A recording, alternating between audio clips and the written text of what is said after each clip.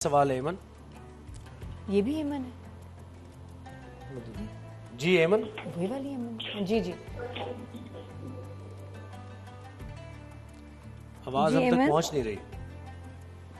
अच्छा, कोई आदमी लगता है कि कोई लाइन में डिस्टरबेंस है। बिल्कुल ऐसी वो भी सुन लीजिएगा एमन का भी सवाल और फिर बता दीजिएगा तो हम पूछ लेते हैं शेरा भाई से। जी खवातीन के हुकूक की हम बात जी कर जी रहे एक वो मैसेज भी था जिसमें एक खातून पूछ रही थी कि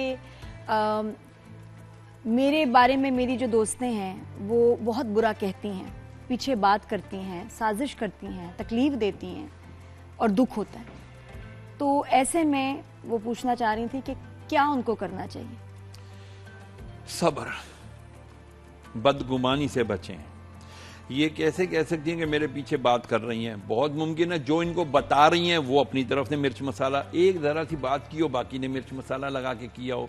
हमारे यहाँ ये शऊर ही नहीं है कि हम पहचाने कि कौन मेरा दोस्त है कौन मेरा दुश्मन है। अब जो तुम्हें बात सुना रही है डेफिनेटली वो तुम्हारी बात भी आगे सुना रही है। सही, ये नहीं हो सकता कि वो इधर ही की सिर्फ सुना रही है। ये टू वे ट्रैफिक चलता है। गॉसिप्स ने मार दिया ना आजकल माशा। अच्छा, एमन ने सवाल किया था वो ये कि अपने वालिदैन की मर्जी के बगैर उन्होंने शादी की, 7 साल हो गए शादी को, लेकिन वो मान नहीं रहे अभी तक वालिदैन। कोशिश जारी रखें वालिदैन को मनाने के लिए। जो गुस्से वाला है माँ बहन भाई बाप, उसके लिए मैं बहुत आसान तरीका आपको बता देता हूँ। वजीफा आप रोजाना मगरिब की नमाज पढ़ के अपने बिस्तर पे बैठ जाएं, कमरे में कर दें अंधेरा, आंखें कर लें बंद और पढ़ें 7 बार या माने ओ या माने ओ या माने ओ। फिर जो भी गुस्से वाला है, माँ है भाई है बाप है, जो मान नहीं रहा, तसव्वुर करें वो सामने बैठा है, 7 बार या माने ओ पढ़ के उसके ऊपर फूंक मार दें। फिर दुआ करें, या अल्लाह इसका गुस्सा दूर कर दे। मैंने एक हलाल काम किया है, तरीका गलत इख्तियार किया है, मैंने एक निकाह किया है, तरीका गलत इख्तियार किया, उसके लिए मैं माफी मांगती हूँ। परवरदिगार मेरे घर वालों को राजी कर दे। इंशाअल्लाह जरूर राजी होंगे, यकीन कामिल रखें। अच्छा, अभी फिर क्योंकि औरतों के आज मसलों पे बात करेंगे, फिर वो जो मैसेज दोस्तों से रिलेटेड जो मैं बात करूंगी कि अगर आपको पता चले कि जी आपकी दोस्त ने आपसे कोई बात होती है ना, कॉन्फिडेंशियल बात हो, राज की बात हो, आपने दिल की बात की और वो दोस्त जाके दूसरों को वो बात बताए, तो वो क्या लड़की आपकी दोस्त रहनी चाहिए? क्या आप उससे दोस्ती रखें? क्या करें? हमारे यहाँ सबसे बड़ा मसला ये होता है कि हम उसको ये कोशिश करते हैं उसको पता ना चले कि मुझे ये पता चल गया। उसको बताओ बेटा बात सुनो, या मेरी सहेली बात सुनो, बहन देखो तुमने ये बात की है, मैंने इसकी तस्दीक करा ली है, ऐसी बात नहीं है। तो बेटा तुमने की है खयानत या तुमने की है बोतान तराशी, जो बहुत बड़ा गुनाह है, आपको इससे तौबा करनी चाहिए और मेहरबानी करना। मैं अब आपसे कम मिलूंगी जी। वालेकुम सलाम। तारिक ने हमें कराची से ज्वाइन किया। तारिक अस्सलाम वालेकुम, सवाल क्या है आपका? वालेकुम सलाम। मेरा हजरत से सवाल ये है कि हमारी घर की कुछ बार बार हमें इकरार करते हैं कि हमें जाना है, हमें भी कब्रिस्तान लेके चलें। तो हजरत से पूछना चाह रहे थे कि क्या आसानी है या नहीं है, पाबंदी है, जा सकती हैं खवातीन या नहीं? कहाँ जाना है? खवातीन को कब्रिस्तान जाना जी, ये जरा बताएं कि जा सकती है खवातीन के कब्रिस्तान जाने में ना उलमाए कराम की 2 राय है। एक उलमाए कराम कहते हैं जा सकती हैं, मगर तमाम शरई तकाज़ों को, जो पर्दे के शरई तकाज़े हैं, उनको मलहूज़े खातिर रखते हुए, और ऐसे वक्त जाएं जब वहाँ इज़्दिहाम रश इख्तिलात ना हो, लोग मर्द हज़रात ना हो। रात को चले जाएं, ऐसे टाइम पे चले जाएं, वालिद है, शौहर है, बेटा है, या कोई भी रिश्तेदार है, खातून खवातीन कोई भी, उनकी कब्र पे जा सकते हैं, लेकिन एहतियात के साथ और पर्दे की पूरी एहतियात के साथ। सेकेंडली, एक उलमा का तबका कहता है कि बिल्कुल नहीं जाना चाहिए। उनका ये मानना भी है कि अगर कोई ये पूछे कि भाई औरतें कब्रिस्तान जाएंगी तो क्या सवाब मिलेगा, वो तो कहते हैं बल्कि सवाब तो क्या उल्टा अजाब मिलेगा, नहीं जाना चाहिए। उसके पीछे बात वही है कि जी तुम बेपर्दगी करती हो, ठट्ठा मजाक करती हो, वीडियोस बनाती हो, ये करती हो वो करती हो, तो ये नहीं करो, चुप करके जाओ, दुआ फातिहा पढ़ के आ जाओ। दलील इसके पीछे ये देते हैं कि हमारे आका अलैहिस्सलाम के रोज़े पर भी खवातीन जाती हैं, वहाँ अबू बकर सिद्दीक भी हैं, उमर फारूक भी हैं, तो कब्रों पर जाने का जवाज तो है। लेकिन जो आजकल का मुआशरा हो गया, फितना बढ़ गया है। जैसे पहले औरतें मसाजिद में जाके नमाजें पढ़ती थी, उमर फारूक ने मना कर दिया, अबू ज़र गफ़ारी अड़ गए, उमर तुमने क्यों मना कर दिया? ने कहा यार अबू ज़र तुमको नहीं पता यार, बड़ा सीन हो रहा है, खवातीन को छेड़ा जा रहा है। हमने खवातीन की इज्जत बचाने के लिए ये किया है, बस ये घरों में पढ़ने नमाजें हो जाएंगी इनकी। अच्छा, समझे? अब ये है देखिए भाई, एक और आपसे सवाल करना है, लेकिन उस सवाल से पहले एक और सवाल आएगा, तो ही मैं उस सवाल पे आऊंगी। और ये भी कुछ खवातीन ने, हमारे लेडीज ग्रुप्स होते हैं, तो उन्होंने कहा नादिया जरूर सवाल करना। पहला सवाल, इसका जवाब मिलेगा तो मैं दूसरा सवाल करूंगी, जो कि पहला सवाल है।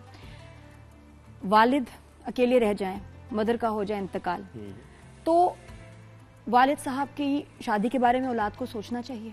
बिल्कुल सोचना चाहिए, किसी भी एज में, किसी भी अपने खानदान के अंदर ऐसी कोई बेवा देख लें, मुतल्लका देख लें, और उसके अलावा भी अगर कोई होती है तो कर सकते हैं। और सोचना चाहिए जी। ठीक है।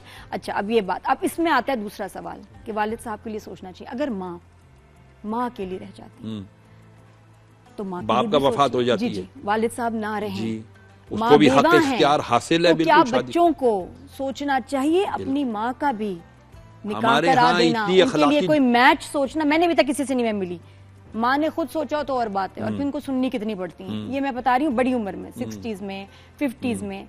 लेकिन क्या औलाद को सोचना चाहिए कि माँ का भी हम कहीं कोई रिश्ता करा दें? अल्हम्दुलिल्लाह सैयद शहरियार दाऊद ने ये अच्छा अमल भी किया है। हमारे एक दोस्त के वालिद साहब का इंतकाल हुआ, हमने उनसे कहा कि बेटा आपकी वालदा कमो बेश 55 साल उनकी उम्र हो गई है, but she need a partner. जी, आप लोगों का क्या ख्याल है? मैंने बड़े बेटे से उसके कहा, उसने कहा खुदा की कसम शहरियार साहब, ये मेरे दिल की बात आपने कर दी, हम चाहते हैं कि हमारी वालदा की शादी हो जाए। लेकिन वो बाल बच्चेदार थे, जवान से कह रहे यार हम नहीं ख्याल कर पा रहे अपनी माँ का, हमारी बीवियां लड़ती हैं इनसे, कितनी बड़ी और ये भी फालतू बैठी होती है ना, तो लड़ती हैं, बात भी नहीं कहीं हो सकती, कभी बहुत रेयर है कि माँ की शादी के लिए कभी कोई औलाद सोचे। हमने खानदान के उनके खानदान में अल्हम्दुलिल्लाह हो गया। पिंडी से ज्वाइन किया। कुबरा अस्सलाम वालेकुम, क्या सवाल है आपका? जी वालेकुम अस्सलाम।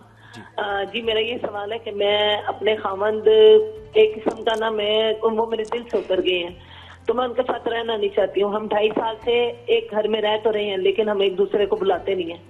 वो बुलाना चाहते हैं लेकिन मैं उनसे बात नहीं करती हूँ, तो मेरे लिए क्या हुक्म है? क्या क्यों ऐसा है? क्या वो बुलाना 2.5 साल से रह रही है? मियां बीवी रह भी रही है, लेकिन रहना नहीं चाहती। हो गया भाई कुबरा जी? हमारा ये है कि पिछले 18 साल से हमारी शादी हुई है, उस बंदे ने कभी कोई नुस्खा वगैरह नहीं दिया, कोई खर्च, कोई कुछ नहीं, वो अपने फराइज पूरे नहीं करते, और एक साल घर आते नहीं है। जब घर आते हैं तो डिमांड करते हैं, मुझे ये चाहिए, मुझे वो चाहिए।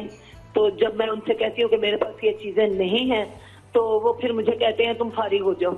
बस ये जब वो लफ्ज उन्होंने ये बोला है तो मेरे दिल से उनकी इज्जत खत्म होगी। उसके बाद हम रहते तो एक घर में, लेकिन उन्होंने नशे के आदी तो नहीं है वो? नहीं, कुछ भी नहीं है। अच्छा, और बच्चे भी हैं आपके? कुबरा बच्चे भी हैं? जी मेरी एक बेटी थी, मैंने उसकी शादी कर दी है।